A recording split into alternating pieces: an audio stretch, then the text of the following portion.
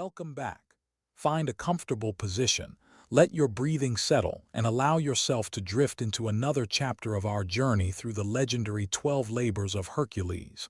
Tonight, we turn to the third labor, a task that would trade brute strength for patience, speed for stillness, and force for grace. This is the story of the Ceryneian Hind. After his triumph over the Nemean lion and his victory against the many-headed Hydra, Hercules returned once more to King Eurystheus in Turin's. The king, still trembling at the hero's growing fame, sought a labor that would occupy him for a longer time, one that would send him far from the city walls.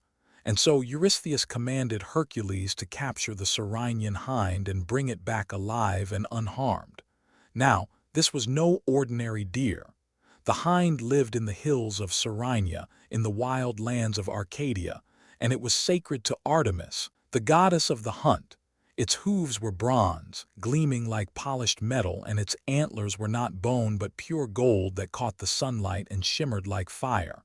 Though it was a female deer, it bore these golden antlers as a mark of divine favor, a creature set apart from all others in the forests of Greece.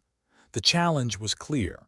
Hercules could not kill the hind, for to slay a creature sacred to Artemis would bring the goddess's wrath upon him. Neither could he wound it, nor trap it with violence. He had to capture it whole, and he had to bring it back across the mountains to Turin's. It was a task that required something Hercules had rarely needed before, something far different from the raw power that had served him so well. It required patience.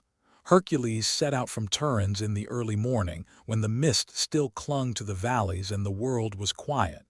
He traveled north through the olive groves and vineyards, through the rocky passes that led into the highlands. The land grew wilder as he climbed, the cultivated fields giving way to forests of oak and pine, to meadows dotted with wildflowers that swayed in the mountain breeze.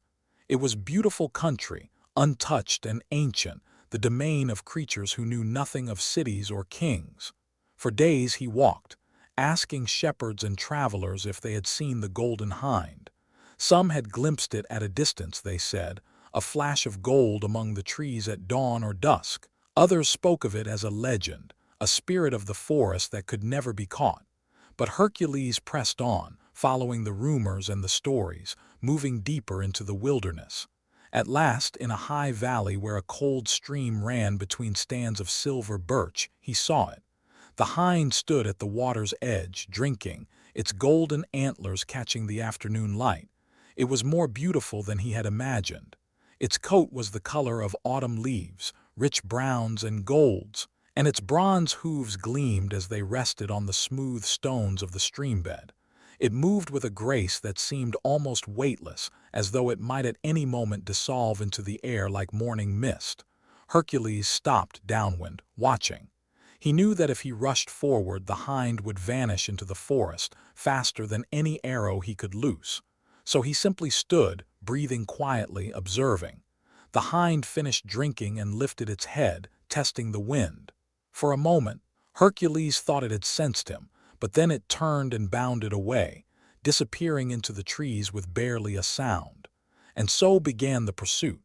Hercules followed the hind through the forests of Arcadia, tracking it by the faint marks of its bronze hooves on stone, by the bent grass where it had passed, by the intuition that grew in him as the days became weeks. He learned the hind's patterns, the meadows where it liked to graze in the morning, the groves where it rested in the heat of the day. He began to understand it not as prey but as a living spirit of the wild, a creature moving through its own ancient rhythms. The hind led him on a winding path through Greece. From Arcadia it bounded north into the mountains of Thessaly, then east toward the coast. Hercules followed always at a distance, never rushing, never closing the gap too quickly. He lived on wild herbs and clear water, slept under the stars, and moved through the landscape like a shadow. The labor that had begun with a command from a frightened king became something else entirely, a journey of quiet attention, of learning to see the world as the hind saw it. Weeks turned to months. The seasons began to change. The summer heat gave way to the gentler warmth of autumn. Leaves turned gold and red, echoing the colors of the hind itself, and the light took on a slanted, honeyed quality. Hercules felt himself changing too, his mind growing quieter, his movements more deliberate. The rage that sometimes burned in him, the legacy of Hera's curse, seemed to fade in the face of this patient tracking. There were times when he lost the trail entirely, when the hind seemed to vanish as if it had never existed. On those days, Hercules would sit on a hillside or beside a stream and simply wait, trusting that he would find the way again. And always, eventually, he would catch a glimpse of gold among the trees, or find the telltale marks of bronze hooves on a muddy path, and the pursuit would continue. The hind led him through lands he had never seen. He crossed the wide plains where horses ran wild, passed through villages where people welcomed him with food and stories, climbed mountains where eagles soared on the updrafts and the air was thin and clear. Always the hind remained just ahead, always just out of reach, leading him onward. As autumn deepened, Hercules began to close the distance. He had learned the hind's rhythm so well that he could almost predict where it would be, which stream it would drink from, which grove it would rest in during the afternoon. But he did not rush. He continued his patient approach, moving ever closer but never startling, never threatening. One evening, as the sun set over a valley in the far north of Greece, Hercules found himself within 50 paces of the hind. It stood in a clearing, grazing on the soft grass, its golden antlers glowing in the fading light. Hercules sat down on a fallen log and watched, his bow resting across his knees. The hind looked up and gazed at him calmly, its dark eyes reflecting the twilight. For a long moment they regarded each other, hero and sacred deer, and something passed between them, an acknowledgement, a moment of understanding. Then the hind turned and walked slowly into the forest, and Hercules rose and followed. The pursuit continued through the autumn and into winter. Snow began to fall in the high country, dusting the peaks and gathering in the sheltered valleys. Hercules wrapped himself in his lion skin and pressed on, following the clear tracks the hind left in the fresh snow.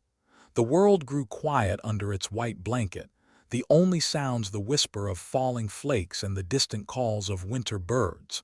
It was in the depths of winter, nearly a full year after he had begun his pursuit, that Hercules finally came to the land of Hyperborea, the farthest north, where the mountains touched the sky and the air was crystalline and cold.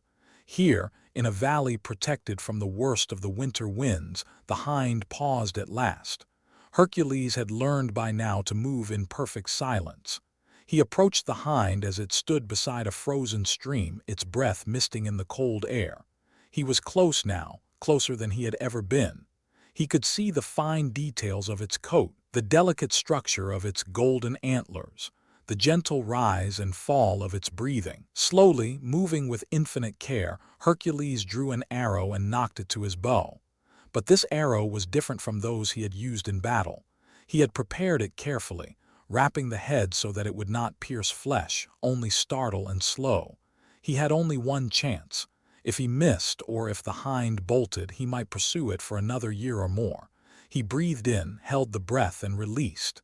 The arrow flew true, passing between the hind's forelegs and pinning the tendons there without breaking the skin. The hind stumbled off balance, and in that instant Hercules moved forward with all the speed he possessed. He caught the sacred deer in his arms, lifting it gently, holding it close against his chest as it struggled briefly and then went still. He could feel its heartbeat, rapid like a bird's, could feel the warmth of its body through his hands.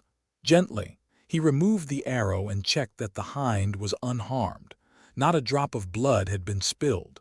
It was perfect, whole, and caught at last. But even as Hercules stood there in the snowy valley holding the hind, he heard a voice behind him, clear and cold as the winter air. Artemis herself stepped from the forest, her silver bow in hand, her eyes bright with something between anger and curiosity. She was tall and fierce, dressed for the hunt, with a crown of moonlight in her dark hair. Beside her walked her brother Apollo, the god of light and music, his golden lyre silent at his side.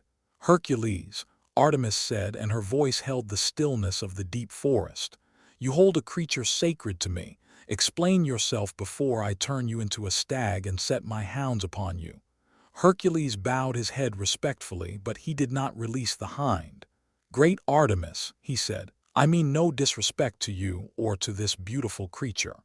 I am bound by the command of King Eurystheus to complete 12 labors as penance for a crime I committed in madness. This is the third labor he has set for me. I was commanded to capture the Ceryneian hind and return it to Turin's alive and unharmed." Artemis stepped closer, examining the hind. She saw that indeed it bore no wound, no mark of violence. She saw too the care with which Hercules held it, the gentleness in his powerful hands. "You have pursued my hind for a full year," she said, "through all the lands of Greece and beyond, through summer and winter. Most men would have given up or tried to take a shortcut, to wound or trap it. Why did you not?" "Because you would have known," Hercules replied simply, "and because it deserved better. This creature is sacred, a wonder of the world. To harm it would be to harm beauty itself." Apollo spoke then, his voice warm where his sister's had been cold. "You have changed, son of Zeus.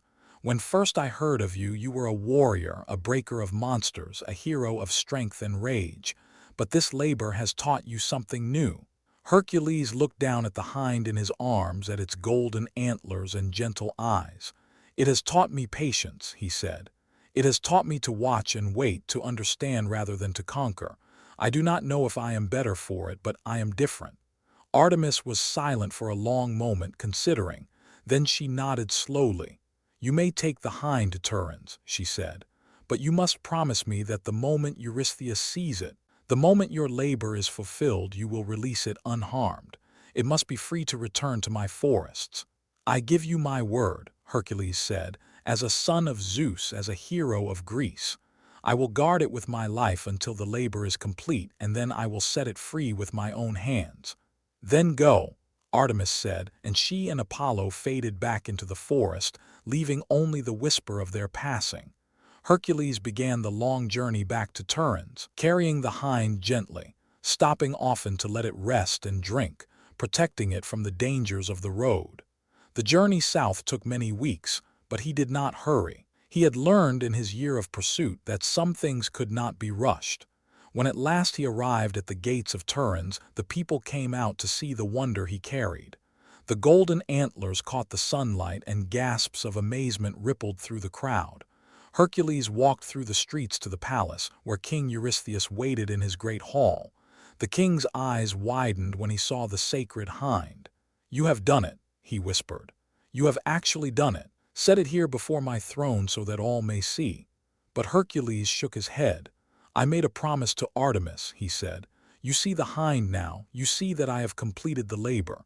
It is alive and unharmed as you commanded, but now I must set it free or bring the wrath of the goddess down upon us all." Eurystheus, ever a coward, blanched at the mention of divine wrath.